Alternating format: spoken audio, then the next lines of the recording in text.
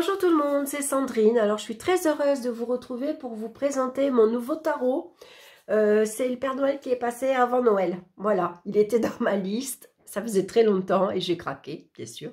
Oh, un petit cadeau, allez, voilà. Hein. De temps en temps, on peut se le permettre.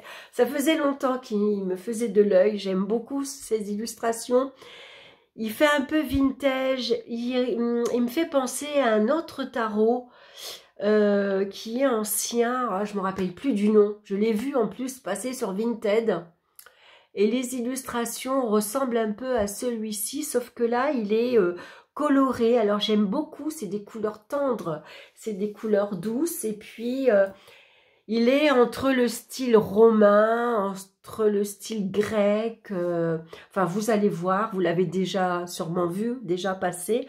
Moi, je l'ai utilisé pour faire les horoscopes. Je ne sais pas si vous avez vu, hein, que j'avais mis les horoscopes pour le mois de décembre. Et je l'ai utilisé également pour faire le petit journal de la semaine. Donc, on va le regarder ensemble. C'est le Old Style Tarot ou le Old Style Tarot en français. Hein, parce que vous savez que l'anglais et moi, ça fait deux. Alors, je m'y suis mis. Alors, je ne suis pas sur Babel, je suis sur un autre truc. Et c'est pas mal. Bon, c'est un peu long quand même. Hein. C'est très répétitif, mais bon, j'essaye de m'y mettre un petit peu à la fois quand même. Ça serait bien. Et c'est vraiment dommage parce que étant jeune, j'adorais l'anglais. En plus, j'étais hyper bonne à l'école. Mais comme bien sûr, je ne l'ai pas pratiqué, bah, on oublie tout. Et après, c'est un peu plus compliqué quand même. Donc, c'est de Alexander Ray. Donc, c'est une grosse boîte qui est joliment décorée. On voit quelques illustrations derrière. Alors, bien sûr, il est en anglais. Donc, voilà. Alors, c'est un tarot qui va plaire aux débutants, s'il vous plaît. Parce qu'il suit l'imagerie du tarot Rider-Waite. Donc, voilà, facile pour apprendre. Alors, on va l'ouvrir. J'aime beaucoup l'intérieur. C'est un vert anglais. J'aime bien. Alors, je me rappelle qu'il y a X années en arrière, j'avais une vieille maison et j'avais peint un pan de mur vert anglais comme ça, un vert foncé. Et j'avais mis une large frise comme ceci. Elle était aussi large, dans les tons cerises.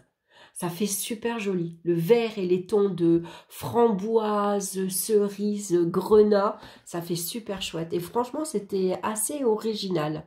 Bien que c'est une couleur foncée, on n'y pense pas toujours, mais ça fait chouette.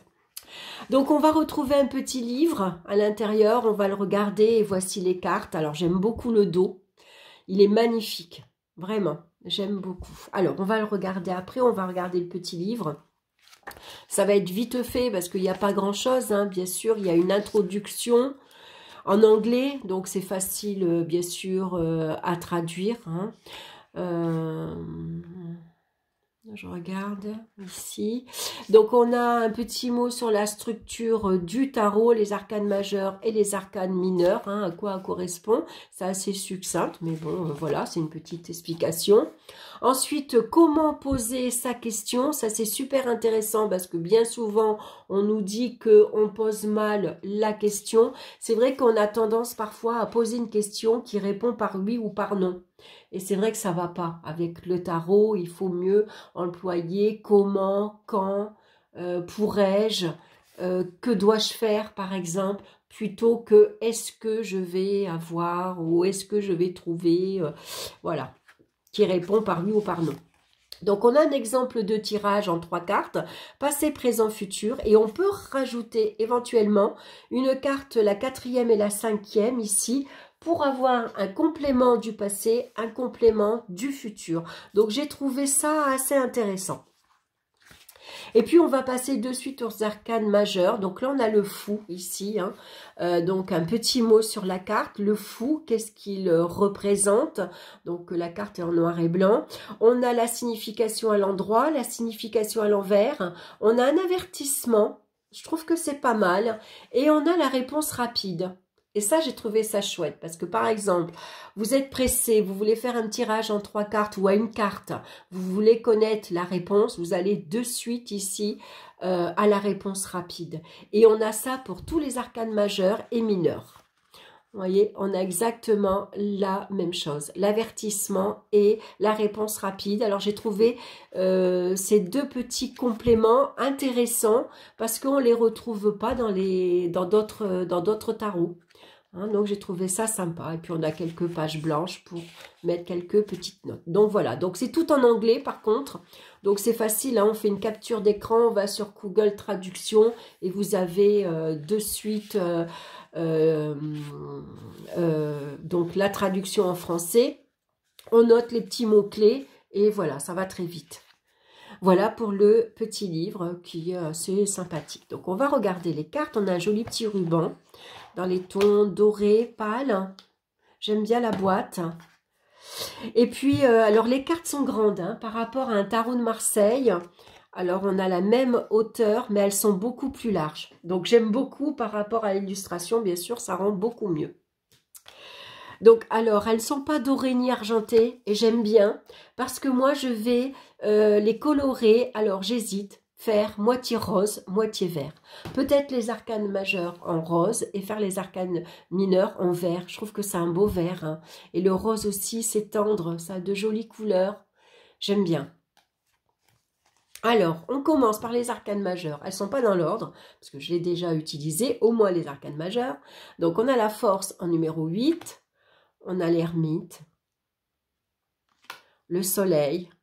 Donc, j'aime bien, il fait vraiment ancien, le diable. Là, je trouve que ça fait une image païenne, par exemple, avec le diable, sa couronne, son balai. Voilà, j'aime beaucoup. J'adore la carte du jugement, également. La grande prêtresse, le pendu, le chariot. Donc, vous voyez, ça fait assez romain avec ses colonnes et son armure. On a ici la carte de la justice, l'empereur. On a la carte de tempérance, l'étoile qui est vraiment très belle. La carte de la mort. Alors, la mort est fière, je trouve. Elle est sur son cheval. Elle n'a pas une faux, mais elle a plutôt un drapeau. Ici, on a l'impératrice. J'aime bien les coloris, le fou. C'est des couleurs assez tendres, pastel, j'aime bien. On voit bien que c'est le joker aussi, hein, du fou, du roi. C'est le joker du roi, plutôt. La carte de la lune, qui est magnifique aussi. Le magicien, j'aime beaucoup. Ça fait grec, je trouve. Le hiérophant. On a la roue de fortune. Elle est assez intéressante. La tour. Ça me fait penser à Zeus, moi, là-haut. Et puis, on a les amoureux. Hein, on retrouve la pomme et le serpent. La carte du monde, qui est magnifique. Et là, on va passer maintenant aux arcanes mineurs. Donc, on commence avec les épées. Ici, on a la reine et le roi d'épée. On a le cavalier et le page. Le 10 et le 9 d'épée. Donc, vous voyez, ça suit bien le Rider-Waite. Hein. Quand on est ici angoissé et que là, on est touché, hein, on est abattu. Hein, on a vraiment... Voilà, l'épreuve a été très, très dure. Mais c'est un 10 aussi. Hein, donc, c'est la fin des épreuves. Le 8 et le 7 d'épée. On a le 6 d'épée, hein, quand on s'éloigne d'une situation. Il y a eu un conflit ici et une grosse dispute, peut-être même une bataille. Et là, vraiment, on s'en va. On a le 4 d'épée. Elle est assez impressionnante, cette carte, je trouve. Avec le 3 d'épée. Et le 2 d'épée, hélas. Ensuite, on passe Alors oui, alors on a une carte blanche également, c'est vrai, j'y ai pas pensé à vous le dire. Hein. Donc cette carte-là, si vous perdez une carte, elle la remplacera. Sinon, ça fait la carte un peu de qui vient adoucir, si c'est une prédiction un peu dure, un peu difficile. Hein. C'est une carte ici qui peut venir sauver la situation. Ça me fait penser un peu à la carte bleue qu'il y a dans l'oracle de Béline, par exemple. Donc là, on a le roi et la reine de coupe. Donc on est dans les bleus, dans les tons de bleu. Hein, vous voyez leur robe. Le cavalier et ici le page. Ça fait un peu Renaissance, le costume du page. On a le 10 et le 9 ici de coupe, la famille. Le 8 et le 7 de coupe. Elle est assez impressionnante aussi celle-ci, avec le 3e œil ici. On a le 6 et le 5 de coupe. On a le 4 de coupe et le 3. Donc là, ça me fait penser au mât de mai, hein, avec ses rubans. Quand on fête Belthème, par exemple. Le 2 de coupe et l'as de coupe. Voilà, j'aime beaucoup ces représentations. Alors, on va maintenant retrouver les pentacles avec le roi et la reine. Donc là, on est dans les tons de la terre. Hein. Il y a beaucoup de verdure. Puis on retrouve les pièces, bien sûr. On a le cavalier et le page. Le 10, ici l'héritage. Le 9, hein, ici quand on est bien matériellement, financièrement. Ici, on a le 8 et le 7. Hein. Donc, on nous montre que chaque chose, il faut être patient. Hein. Voilà, il faut parfois attendre. Et puis, voilà, continuer ici à s'améliorer. On a le 6 de pentacle et le 5 de pentacle. Quand on a besoin d'aide et qu'on n'ose pas, quand on a de grosses difficultés et qu'on n'ose pas justement demander de l'aide. Le 4 de pentacle et le 3. On retrouve le 2 de pentacle et l'as. C'est un jeu, je ne me lasse pas. Je le regarde encore une fois avec vous et je ne me lasse pas de le regarder. Donc là, on est dans les bâtons. Donc ça, c'est déjà les bâtons, on est plus dynamique. Hein. On est actif, le roi et la reine. On a le cavalier et le page. J'aime bien les tons aussi. Le 10 de bâton, le fardeau à porter. Et le 9 de bâton ici. Alors, j'aime beaucoup ce lierre. On a le 8 et le 7, hein, quand il faut défendre ses positions et agir vite. On a le 6 de bâton et le 5. Hein, après, ici, une bataille, on en ressort victorieux. On a gagné. Le 4 et le 3 ici. Hein. Voilà, peut-être vous êtes dans l'attente d'un départ imminent où vous attendez le résultat d'une situation et suite à ça, il y a un engagement peut-être ici important pour vous. Et on a le 2 de bâton et l'as de bâton. Voilà, j'aime beaucoup, beaucoup ce jeu. Alors, j'ai pensé peut-être aussi, par exemple, le mélanger. Alors, il faut que je regarde. J'ai pensé à la Sibylle des salons, parce que je trouve que c'est... Alors moi, il est très vieux, hein, ce jeu. Voilà, je vais enlever les premières cartes. Et suite aux imageries, voilà, ça c'est Grimaud. Alors, suite aux imageries, vous voyez qu'on peut mettre, par exemple, je trouve qu'il ne dénote pas. Hein. J'ai pensé à celui-là.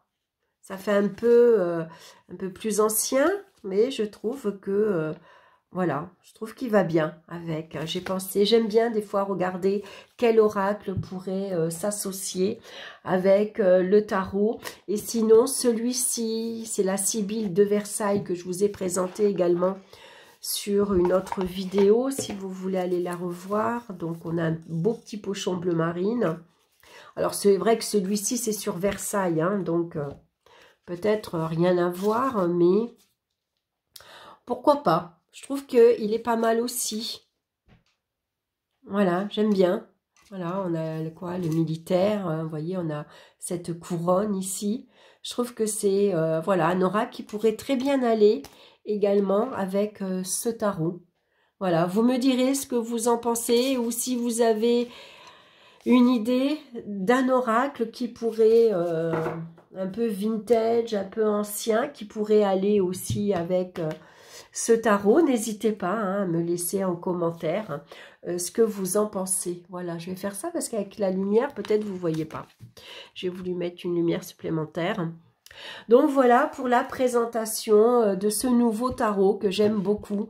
C'est le Old Style Tarot. Voilà, ben écoutez, j'espère que ça vous aura plu. Je vous embrasse, je vous retrouve très bientôt pour vous présenter un nouvel oracle que j'ai trouvé par hasard. Vous savez que de temps en temps, je vais sur Amazon, je vais fouiller parce que à Cultura, on trouve les jeux qui sortent actuellement, mais il y a certains jeux, généralement les jeux anglais, on les retrouve pas tous à Cultura. Et là, je suis tombée sur un jeu très particulier, mais superbe.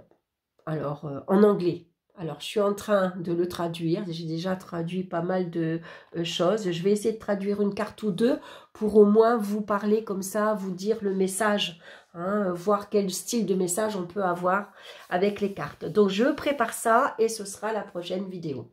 Je vous embrasse et je vous dis à très bientôt. Bye bye!